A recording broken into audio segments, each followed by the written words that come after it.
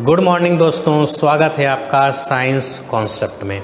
हम लोगों ने एनसीईआरटी कक्षा 6 की साइंस की बुक को पढ़ना स्टार्ट किया था और आज हम लोग पढ़ने जा रहे हैं चैप्टर नंबर 14 यानी कि वाटर। आइए कुछ वाटर के सोर्स के बारे में पढ़ते हैं, वाटर के बारे में पढ़ते हैं और देखते हैं इस चैप्टर में क्या क्या बातें बताई गई हैं। देखिए, सबसे पहले इसमें आपको बताया गया है वाटर सोर्स के बारे में, यानी कि जल के कौन कौन से स्रोत हैं, कहाँ कहाँ से पानी हमको प्राप्त होता है। All of us get water from the same source such as pond, lakes, rivers and wells. तो देखिए, हम सभी को पानी कहीं न कहीं इन्हीं स्रोतों से प्राप्त होता है, पॉन्ड से या फिर लेक से यानी कि तालाब से या झील से, रिवर से यानी कि नदी से। तो ये कुछ स्रोत हैं जहाँ से हम लोगों को पानी प्राप्त होता है। अगर हम पृथ्वी की स्ट्रक्चर को देखें तो आप ये पाएंगे कि पृथ्वी को हम लोग नीला ग्रह कहते हैं। क्यों कहते हैं? क्योंकि पृथ्वी का 2/3 भाग ये पानी से ही घिरा हुआ है। पृथ्वी के 2/3 भाग पे पानी पाया जाता है, जो कि मोस्टली ओशियन और सी के कारण है। यानी कि इसके 2/3 भाग पे महासागर और समुद्र पाए जाते हैं। तो पृथ्वी के 2/3 भाग पे पानी पाया जाता है, केवल 1/3 भाग पे स्थलमंडल है। लेकिन इतना पानी होने के बावजूद भी आज वर्तमान समय में पानी की समस्या रहती है। इतना पानी होने के बावजूद भी वर्तमान समय में पानी की समस्याएं होती रहती हैं। उसका कारण है कि भारी मात्रा में जल प्रदूषण का होना। देखिए, पानी बहुत अधिक मात्रा में पृथ्वी पर पर्याप्त मात्रा में उपस्थित तो है, लेकिन इतनी बड़ी मात्रा में जो पानी उपस्थित है, ये पानी हम यूज़ नहीं कर सकते हैं, क्योंकि ये पानी कैसा होता है? खारा होता है, सलाइन होता है। जो भी पानी इस पृथ्वी पर उपस्थित है, वो चाहे महासागर में हो, चाहे समुद्र में हो, चाहे रिवर में हो, चाहे पॉन्ड्स में हो, चाहे लेक्स में हो, ये संपूर्ण पानी का केवल 0.03% ही हम यूज कर सकते हैं। यानी कि पानी है तो बहुत ज़्यादा मात्रा में, लेकिन इस पानी का केवल 0.3% ही हम लोग इस्तेमाल कर सकते हैं, क्योंकि यही पानी फ्रेश वाटर के रूप में यानी कि शुद्ध जल के रूप में, ताज़े जल के रूप में उपलब्ध हो पाता है।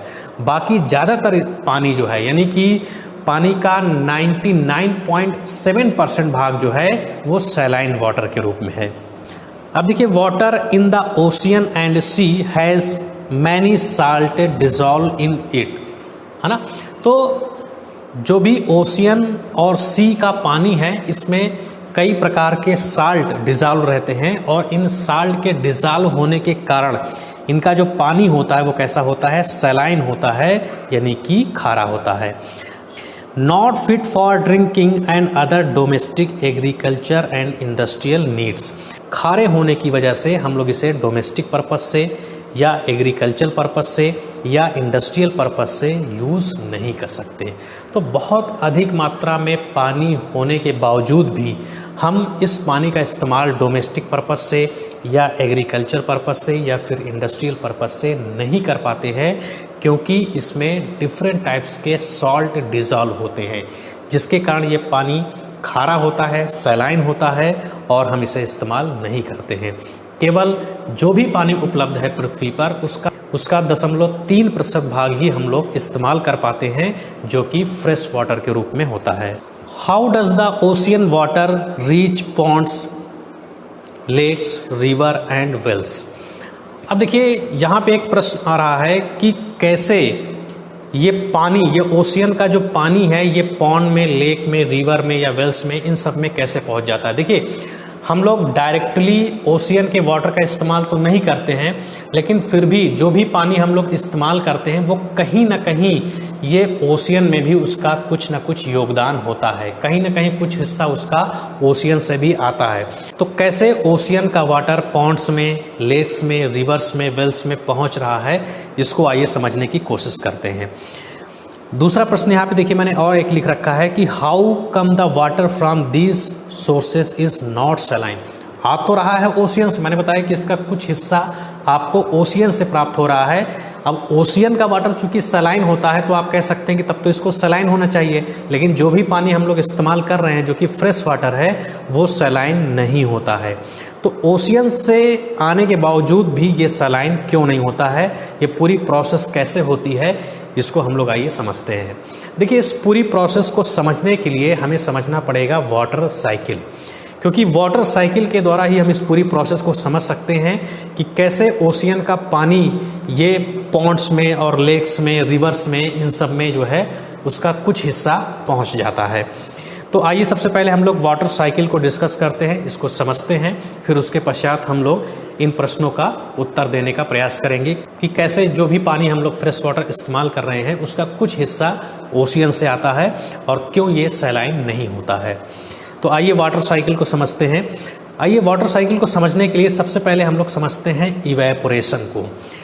जब भी हम लोग पानी को गर्म करते हैं तो पानी एक टेम्परेचर पे बॉयल होने लगता है। इस टेम्परेचर को हम लोग क्या कहते हैं, बॉइलिंग पॉइंट कहते हैं। जैसे शुद्ध जल को यदि 1 एटमॉस्फेरिक प्रेशर पे अगर हम लोग उसको बॉयल करें तो ये 100 डिग्री सेंटीग्रेड पे ये बॉयल होने लगता है, और जब ये बॉयल होने लगता है तब ये लिक्विड स्टेट से वेपर स्टेट में कन्वर्ट होने लगता है। लेकिन दोस्तों ध्यान दीजिएगा कि ऐसा नहीं है कि केवल इसी टेम्परेचर पे ये लिक्विड से वेपर स्टेट में बदलता है, ऐसा नहीं है। पानी किसी भी टेम्परेचर पे हो, हर टेम्परेचर पे उस पानी से यानी कि लिक्विड स्टेट से थोड़ी बहुत वेपर हमेशा बनती रहती है। यानी कि पानी को अगर हम 10 डिग्री टेम्परेचर में भी अगर रखेंगे, 30 डिग्री टेम्परेचर पे भी यदि हम उसको रखेंगे, तब भी पानी से थोड़ी बहुत वेपर ये हमेशा बनती रहती है, जिसे आप लोग कहते हैं वाटर वेपर। तो इस प्रकार से आप देखेंगे कि जल से हमेशा जो है इवेपोरेशन की प्रोसेस होती रहती है। जैसे देखिए कि ओशियन में, महासागर में, समुद्र में, रिवर में ये जो पानी भरा हुआ है, ये पानी ये भी दिन के समय लगातार सूर्य की विकिरण ऊर्जा की सहायता से ये पानी लगातार जो है ये लिक्विड स्टेट से वेपर स्टेट में कन्वर्ट होता रहता है, यानी कि लगातार इनका इवेपोरेशन होता रहता है। तो जल का लिक्विड स्टेट से वेपर स्टेट में कन्वर्ट होना, इसी को हम लोग क्या कहते हैं, इवेपोरेशन कहते हैं। और इसके लिए इसको क्या चाहिए, ऊष्मीय ऊर्जा चाहिए।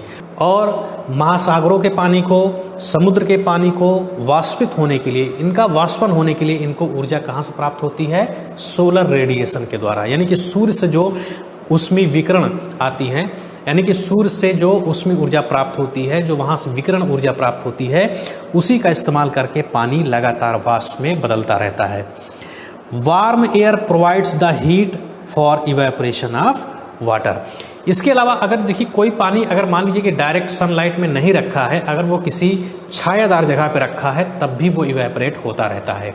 क्योंकि अगर सोलर रेडिएशन है तो वो सोलर रेडिएशन जहाँ जहाँ पर होगी सोलर रेडिएशन, वहाँ की हवा को वो गर्म कर देगी, और ये हवा जब उस पानी के संपर्क में आएगी तो ये गर्म हवा उस पानी को इवेपोरेट होने में मदद करेगी। तो पानी अगर सोलर रेडिएशन में प्रत्यक्ष रूप से रखा है तब भी इवेपोरेट होगा, अगर वो प्रत्यक्ष रूप से धूप में नहीं रखा है, उसको डायरेक्टली सोलर रेडिएशन नहीं मिल रही है, तब भी वह इवेपोरेट होगा। यानी कि अगर वो किसी छायादार स्थान पर रखा है तब भी उस पानी का इवेपोरेशन होगा। इसके अलावा देखिए ट्रांसपिरेशन, मैंने आपको बताया था कि पौधों में जो पत्तियां होती हैं इनमें स्टोमेटा पाए जाते हैं, और पौधों की पत्तियों की सतह से जल का वाष्प के रूप में बाहर निकलने की जो प्रक्रिया होती है उसे हम लोग क्या कहते हैं, वाष्पोत्सर्जन कहते हैं। और इसके लिए कुछ विशेष संरचनाएं पत्तियों में पाई जाती हैं जिसे हम लोग क्या कहते हैं, स्टोमेटा कहते हैं। तो प्लांट के द्वारा जो ट्रांसपिरेशन की प्रोसेस हो रही है उसके द्वारा भी जल वाष्प के रूप में बदल के वायुमंडल में लगातार पहुंचता रहता है। तो आपने देखा कि इवेपोरेशन की प्रोसेस, एक तो सामान्य रूप से इवेपोरेशन की प्रोसेस जो कि सोलर रेडिएशन की प्रेजेंस में ओशियन में हो रही है, सी में हो रही है, रिवर में हो रही है। तो इवेपोरेशन के द्वारा एटमॉस्फेयर में जल की वाष्प ये लगातार पहुंचती रहती है, और पौधों में जो जल है वो भी वाष्पोत्सर्जन के द्वारा यानी कि ट्रांसपिरेशन के द्वारा वो दिन के समय लगातार वायुमंडल में पहुंचता रहता है। तो दिन के समय जब सोलर रेडिएशन उपस्थित होता है उस समय पौधों में जो उपस्थित जल होता है ये भी जलवाष्प के रूप में कन्वर्ट होकर के लगातार वातावरण में पहुंचता रहता है, लगातार वायुमंडल में पहुंचता रहता है। आगे देखते हैं, the water vapour of the air condenses on the surface of the glass. अब देखिए, आपने देखा होगा कि अगर किसी ग्लास में ठंडे पानी को भर के रख दिया जाए तो उस ग्लास की बाहरी सतह पे जल की छोटी छोटी बूंदें इकट्ठा हो जाती हैं। ये जल की छोटी छोटी बूंदें कहाँ से आती हैं? देखिए, जो भी एटमॉस्फेयर में एयर मौजूद है, जो भी एटमॉस्फेयर में एयर उपस्थित है, उसमें वाटर वेपर मिली होती है। इसके द्वारा जल लगातार जल वाष्प के रूप में वायुमंडल में पहुंच रहा है। तो वायु में जल वाष्प की कुछ न कुछ मात्रा हमेशा उपस्थित होती है। तो वायुमंडल में जो वायु है उसमें जल वाष्प की भी मात्रा पाई जाती है।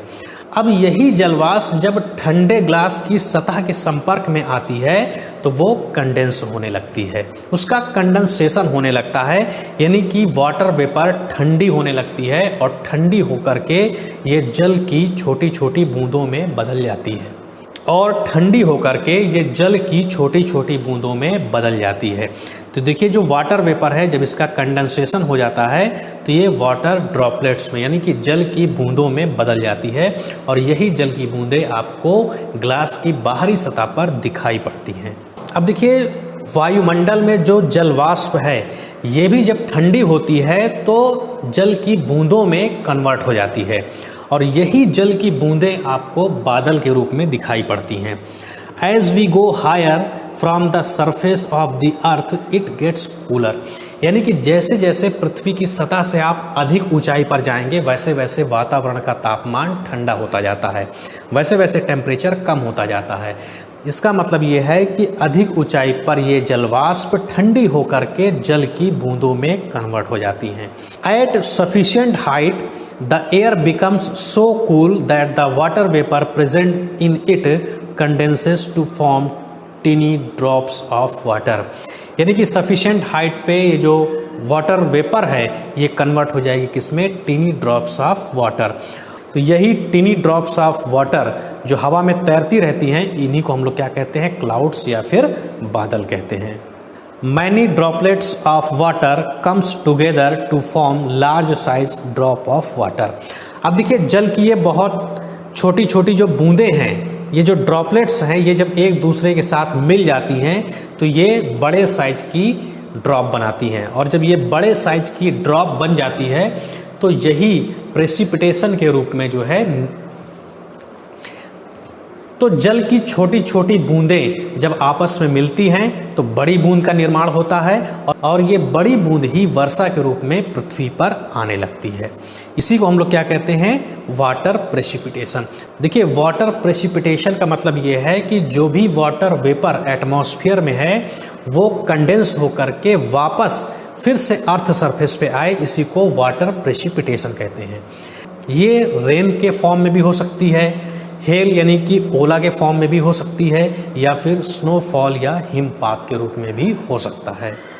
अब देखिए, जब प्रेसिपिटेशन होगा तो जो भी वाटर वेपर जो कि ओशियन के पानी से ही बना था ये फिर से वापस कहाँ पे आ गया? अगर ओशियन में आया तो ठीक है, वो ओशियन में ही चला गया, लेकिन अगर ये लैंड पे आ रहा है यानी कि स्थल मंडल पे अगर ये आ रहा है, अगर ये टेरेस्ट्रियल प्लेसेस पे आ रहा है, तब देखिए ये पानी फिर आगे कहाँ जाता है। अब देखिए, जितने भी टेरेस्ट्रियल प्लेसेस होते हैं तो ओशियन में जो वाटर लेवल होता है उससे ये हमेशा ऊंचाई पर रहते हैं, है ना। जितने भी टेरेस्ट्रियल प्लेस होते हैं वहाँ पे आप हमेशा, जैसे आप कुछ जगहों पे देखते होंगे, वहाँ पे लिखा रहता है कि समुद्र तल से इतनी ऊंचाई पर है ना। तो ये हमेशा ये जो प्लेसेस होते हैं ये समुद्र तल से ऊंचे होते हैं।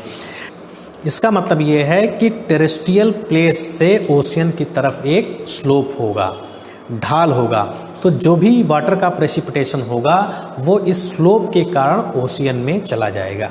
लेकिन इस प्रोसेस के दौरान कुछ वाटर वो सॉइल में एब्जॉर्ब हो जाएगा और सॉइल में एब्जॉर्ब होकर के ये पॉन्ड में, लेक में, रिवर में भी ये पहुंचता रहता है। अब देखिए, माउंटेन पे जो बर्फ़ है, पर्वतों पे जो बर्फ़ है, जब ये बर्फ़ पिघलती है तो वहाँ से पानी की जो धाराएं बनती है जो कि नदी के रूप में बाहर निकलती है। अब ये नदी आकर के मिल जाती है समुद्र में और समुद्र से पानी कहाँ पे चला जाता है, महासागरों में चला जाता है। अब इसी प्रकार से जब रेन होगी यानी कि जब वाटर प्रेसिपिटेशन होगा तो ये वाटर कहाँ पे आएगा, टेरेस्ट्रियल प्लेस पे यानी कि लैंड पे आएगा, यानी कि स्थल मंडल पे आएगा और स्थल मंडल से ये फिर कहाँ पे चला जाएगा, ओशियन में चला जाएगा। इसके अलावा जो भी झील हैं, तालाब हैं, इनका भी जो पानी है ये धीरे धीरे जो है ये ओशियन में पहुंचता रहता है।